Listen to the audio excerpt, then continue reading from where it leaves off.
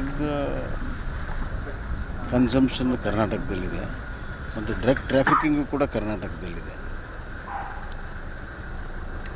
ಇದಕ್ಕೆಲ್ಲ special squad ಮಾಡಿ ಎಲ್ಲ ಕೂಡ ನಾವು ಮಾಡಿದ್ವಿ, ಈಗೂ ಕೂಡ ಮಾಡಿದ್ದಾರೆ. ಆದರೆ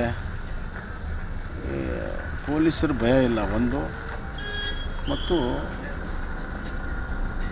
ಹಲವಾರು ಪ್ರಸಂಗಗಳಲ್ಲಿ ಇವರು ಪೊಲೀಸರು ಈ ಕೇಸ್ಗಳನ್ನ ಹ್ಯಾಂಡಲ್ ಮಾಡೋದು ನೋಡಿದರೆ ಅವ್ರಿಗೆ 24 ಗಂಟೆಯಲ್ಲಿ ಕೆಲವ್ರಿಗೆಲ್ಲ ಬೇಲ್ ಸಿಗ್ತಾಯಿದೆ. ಅದಕ್ಕೆ ಒಂದು ಸ್ಪೆಷಲ್ ಕಾನೂನಿದೆ, ಅದನ್ನಾದ್ರೂ ಬಳಕೆ ಮಾಡಬೇಕಾಯಿತು. 1988ರ ಒಂದು ಕಾನೂನಿದೆ, ಅದನ್ನು ಕೂಡ ಸರಿಯಾಗಿ ಬಳಕೆ ಮಾಡ್ತಾಯಿಲ್ಲ. ಆ ಕಾನೂನು ಅಡಿಯಲ್ಲಿ ಆದರೆ 1 ವರ್ಷ ಮಿನಿಮಮ್ ಬೇಲ್ ಸಿಗಲ್ಲ, ಅವ್ರಿಗೆ ಒಳಗಡೆ ಹೋಗ್ತಾರೆ.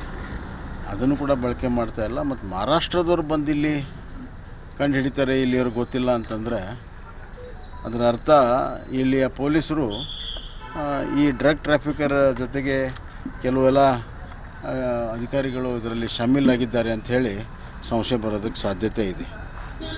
ಒಟ್ಟಾರೆ ಈ ಸರ್ಕಾರ ಡ್ರಗ್ಸು ಅಲ್ಲಿ ಕಂಟ್ರೋಲ್ ಮಾಡೋದ್ರಲ್ಲಾಗಲಿ, ಡ್ರಗ್ಸ್ ಕನ್ಸಂಪ್ಷನ್ ಇದು ಮಾಡೋದ್ರಲ್ಲಾಗಲಿ, ಎಲ್ಲ ಕಾಲೇಜು ಎಲ್ಲ ಇದರಲ್ಲಿ ಇವತ್ತು ಇನ್ಕ್ಲೂಡಿಂಗ್ ಹಾವೇರಿ ಜಿಲ್ಲೆವರೆಗೂ ಇವತ್ತು ಬಂದುಬಿಟ್ಟಿದೆ.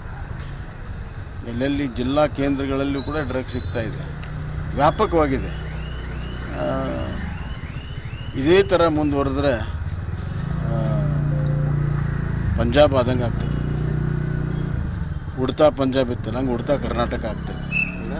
ಆದ್ದರಿಂದ ಕೂಡಲೇ ಮುಖ್ಯಮಂತ್ರಿಗಳು ಎಚ್ಚೆತ್ಕೋಬೇಕು. ಯಾರ್ಯಾರು ಅಧಿಕಾರಿಗಳು ವ್ಯಾಪ್ತಿಯಲ್ಲಿ ಇಂಥ ಡ್ರಗ್ ನಡೀತಾ ಇದೆ ಅವ್ರನ್ನೆಲ್ಲರನ್ನೂ ಬದಲಾವಣೆ ಮಾಡಬೇಕು.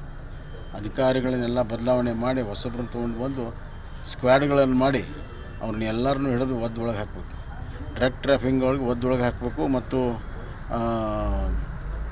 ಉಗ್ರವಾದಂಥ ಕಾನೂನು ಮಾಡಬೇಕು.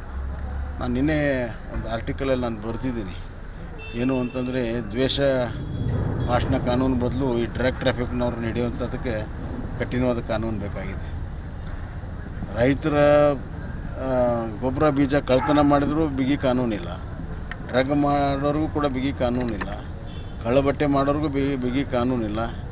ಈ ರಾಜ್ಯ ಕಂಪ್ಲೀಟಾಗಿ ಇವತ್ತು ಕಾನೂನು ಸುವ್ಯವಸ್ಥೆ ಅಲ್ಲದೆ ಈ ರೀತಿ ಅನೈತಿಕ ಚಟುವಟಿಕೆ ತುಂಬಿರುವಂಥ ಒಂದು ರಾಜ್ಯ ಆಗಿದೆ. ಅತ್ಯಂತ ನಚ್ಚಿಗೇಡಿನ ಸಂಗತಿ. ಈ ಸರ್ಕಾರ ತನ್ನ ಕಚ್ಚಾಟದಲ್ಲಿದೆ ಹೊರತಾಗಿ, ಅದಕ್ಕಾಗಿ ಡ್ರಗ್ ಮಾಫಿಯಾದವರು ಆರಾಮಾಗಿ ತಮ್ಮ ಕೆಲಸವನ್ನು ಮಾಡ್ಕೊಂಡು ಹೊಂಟಿದ್ದಾರೆ. ಇದು ಡ್ರಗ್ ಮಾಫಿಯಾ ಕಂಟ್ರೋಲ್ ಸರ್ಕಾರ ಅಂತ ಹೇಳಕ್ಕೆ ಇಚ್ಛೆ